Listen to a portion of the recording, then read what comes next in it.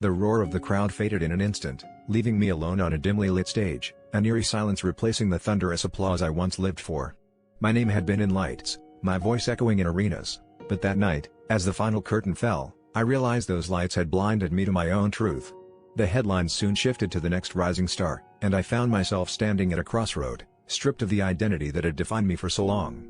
It was terrifying, yet it was in that solitude that I began to see clearly. In the weeks that followed, I confronted a truth I'd ignored. I had been performing not just on stage but in life. I'd dressed in the expectations of others, forgetting the sound of my own voice.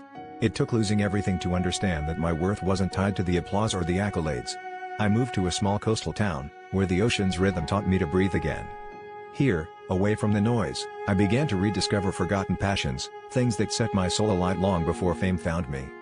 I started painting, something I hadn't done since childhood, and with each stroke, I felt layers of pretense peel away. The vibrant colors on the canvas were a stark contrast to the monochrome life I'd been leading. I shared my art with the local community, not for validation, but for the joy of creation. With each piece, I felt more grounded, more myself. The whispers of self-doubt were replaced by a quiet confidence I had never felt on the grandest of stages. Through this journey, I learned that true power lies in authenticity. When we live in alignment with our true selves, we radiate a light that needs no spotlight. My story isn't about the fall from grace, but the rise to authenticity. In embracing who I am, flaws and all, I discovered a strength that no amount of fame could ever give me. So, to anyone feeling lost in the pursuit of others' dreams, remember, the quiet power of living authentically is the greatest triumph of all.